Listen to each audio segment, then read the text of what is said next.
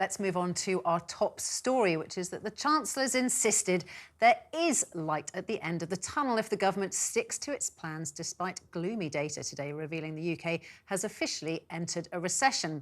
Gross domestic product, GDP, which is a key measure of economic activity, fell by 0.3% in the last 3 months of last year, 2023, following a decline before that of 0.1%. Now, that means that the economy entered a technical recession, as defined by 2 or more quarters in a row of falling GDP. Jeremy Hunt admitted the figures are challenging and that things have been very tough for families up and down the country. But the Shadow Chancellor, Rachel Reeves, said it exposes the Tory party for being completely out of touch with the realities on the ground.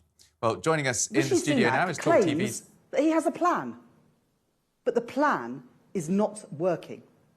He claims that the economy has turned a corner, but the economy is shrinking. He claims he doesn't want to take us back to square one, but we are going backwards. Joining us in the studio now is Talk TV's chief political commentator, Peter Cardwell, and the economist, Jonathan Davis. Very good afternoon to you both of all. Jonathan, if I could start with you. The economy's flatlined, it's going downwards. We've established that we're in a cost of living crisis. This is all the Conservatives' fault?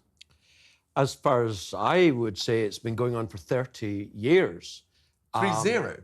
3-0, yes, because government borrowing has exploded over decades, and the government, therefore, has become a bigger and bigger part of the economy and society, drowning out the opportunities of the private sector, the state sector taking over, and nobody could ever argue the state sector is as efficient as the private sector. So inevitably, over such a long period, it's going to create problems in the economy. But no, it's not just the last few years. Right. No. Doesn't the private sector then have to get more productive so that we can actually head, hopefully, towards some kind of surplus eventually?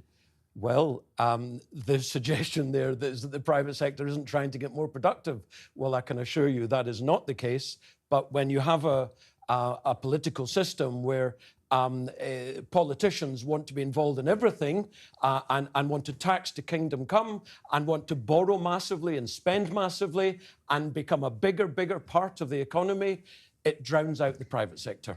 Jonathan, just for viewers who are wondering, how does this affect me? How, if we all have to plan our household budgets, we all have to think, is this year going to be worse than last year? Is next year going to be even worse than this year? Should I be thinking about, investing in my house or buying investments, whatever? What advice would you give to our viewers? Is this the beginning of the end of the recession? Are things looking up? Are things going to look worse?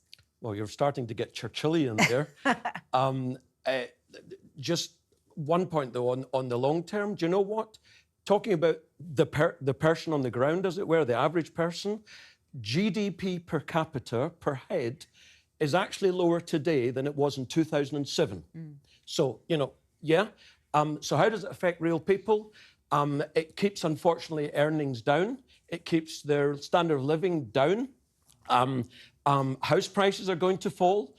Jobs are going to fall. There's going to be higher unemployment.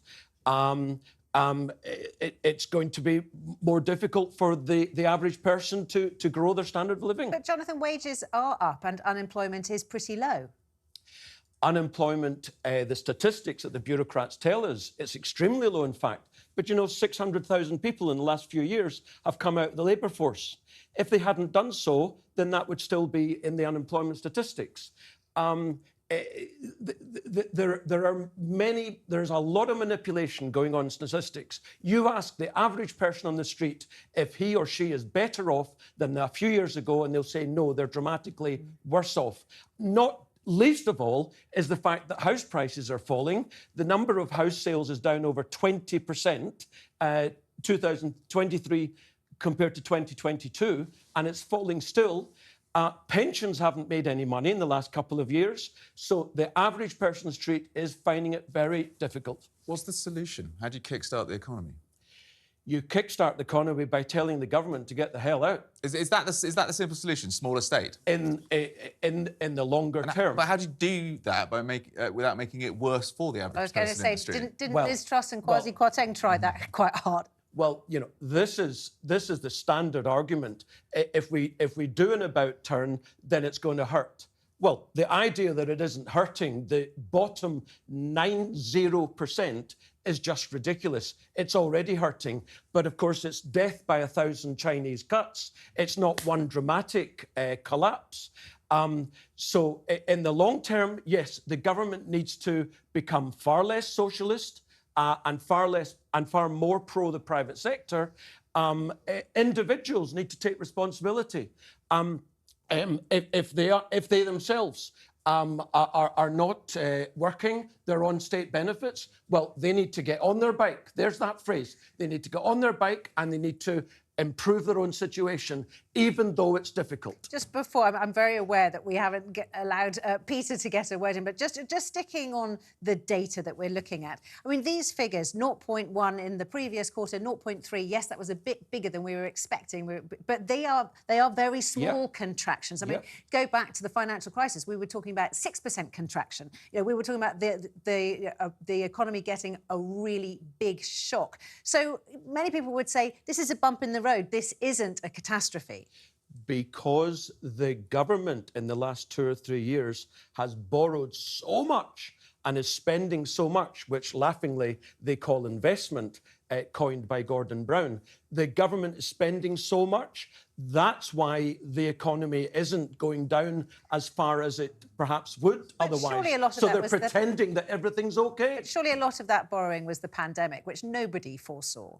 It wasn't the pandemic, it was the lock-up following the coronavirus. The lock-up where they closed down the economy. Nothing happened because of a coronavirus.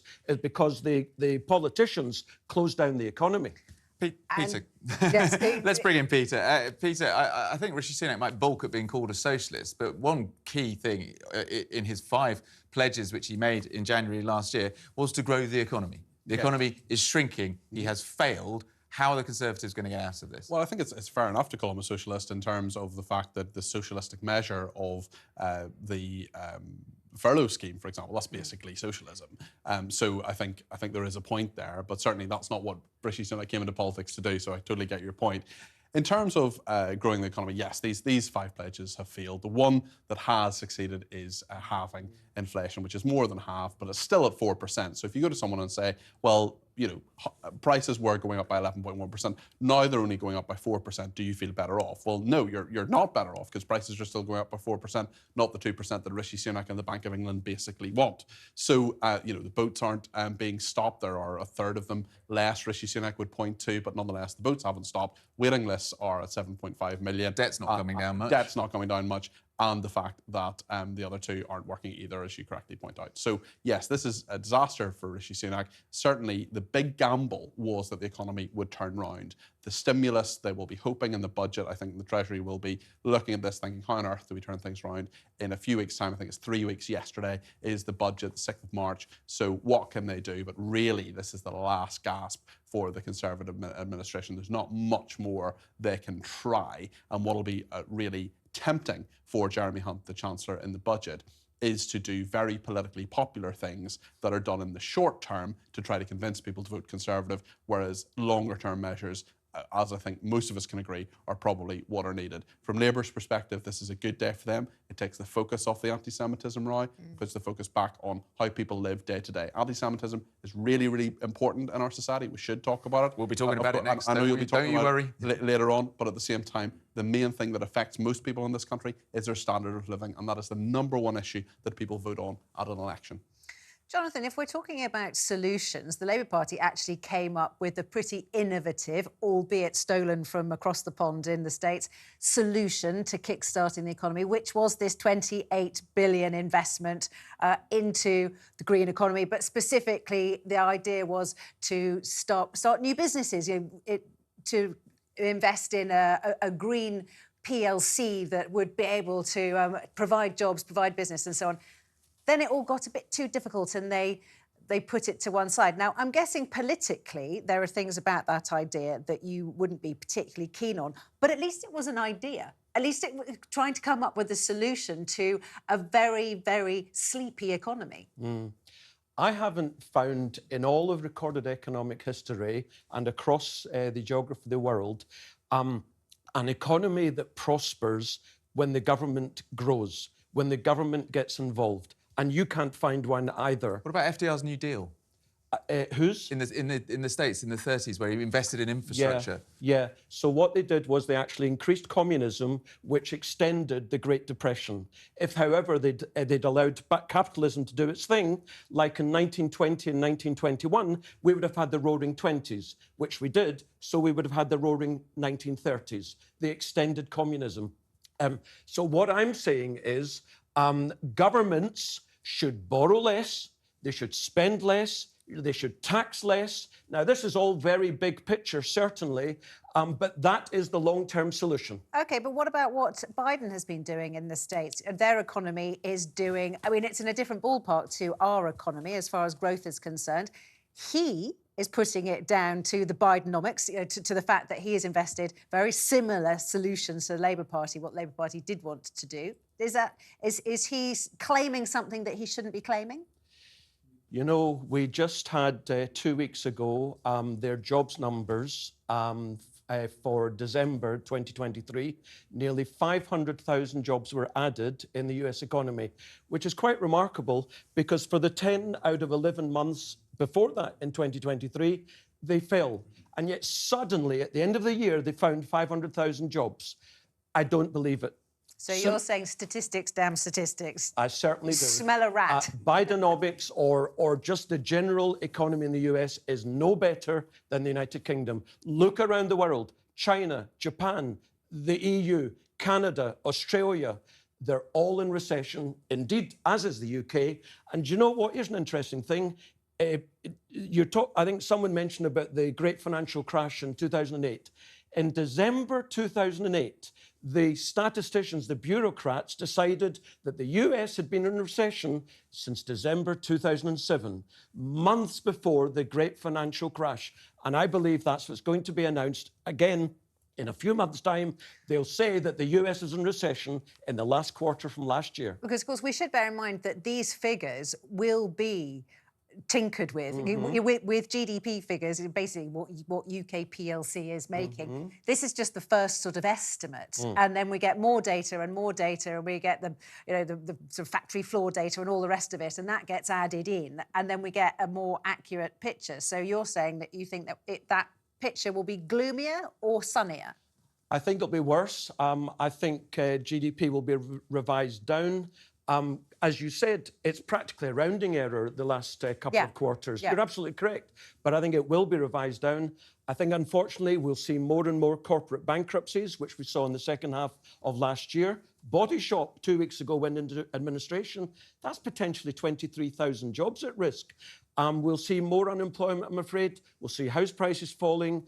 And, of course, we've got hundreds of billions of pounds of commercial property loans which have to be reset. When previously they were at 3%, they're now at 9%. This is going to have a major effect on the banking system. There's a lot of problems coming down the pan. So, Peter, this means that there are going to be issues for both political parties as they jockey for the votes that they're hoping will come their way towards the end of the year, unless there's a May election. At the moment, Labour are doing what they did in the late 90s when they sort of tied themselves pretty closely, not as strictly as Gordon Brown did with the Conservative Party spending plans, but there isn't much between them in terms of where they're going economically. Do you expect to see any big ideas coming forward from either party as the manifestos start to get written and they start to look at how we get this economy out of recession and start to create those jobs and that opportunity for the private sector? I think the big ideas will come in the budget rather than the manifesto. It'll be very tempting in a budget and indeed in the manifestos to promise motherhood and apple pie and everything will be perfect. Labour know that they don't need to do much to win, so there's no incentive to take any risk. Why would you, sort of what's called the Ming vase strategy, is if you're sort of carrying a Ming vase over a polished floor, don't drop it, don't screw up that 20-point lead, just go through as far as you can and get Keir Starmer into Downing Street. That's their plan. From the Conservatives' perspective, it'll be these short-term measures, it'll be promising people a lot of things. really, it's interesting. I mean, economically, you make the comparison, obviously, to Gordon Brown there as Chancellor. This is not the 1990s. You know, Ken Clarke was a Chancellor who left a pretty good economy for Gordon Brown to pick up. It's a very different circumstance. It's tempting to think that politically and economically we're in 1996, 1997. We're not. Things are very, very different now, politically and economically. Jonathan, you mentioned housing and house prices, and I just want to touch on that because I find it fascinating how much our housing has changed over the years, as in the number of people who've paid off their mortgages is now a bigger number than people who are still currently paying into mortgages, which is extraordinary. And that's because that sounds like a good thing. It's like, oh, hooray for those people. Actually, it's because a lot of those people are, older, because we've got a much older demographic, and because so few people can get on the housing ladder. So it's actually, it's a sign that all these people in their 20s, 30s and 40s are going to be staying in rental accommodation rather than buying houses. And I just wonder how you think that will affect sort of politics, how we've got this changing evolution of the housing system in this country. It will be negative for the incumbent government, as I believe we'll see house price falls fairly consistently through 2024 and possibly even 2025, because many of the indices are 6 to 9 months out of date. That will also, as Peter says, that will also be a boost to the major opposing party. Long term, the politicians who stop the immigration or slow it down massively, who build 1 million homes, who bring down house prices relative to incomes, that will be a massive vote winner for, I don't know what the marketing term is, for the people born from the 1990s onwards. Is that the millennials? I don't know. So yes, it will be a major political boost if they can bring down house prices relative to incomes. They are absolutely huge. Yeah, well, there is, as they would say, all to play for, but they're not doing very well at the moment on the pitch, I think it's fair to say. Jonathan Davis and Peter Cardwell, thank you very much.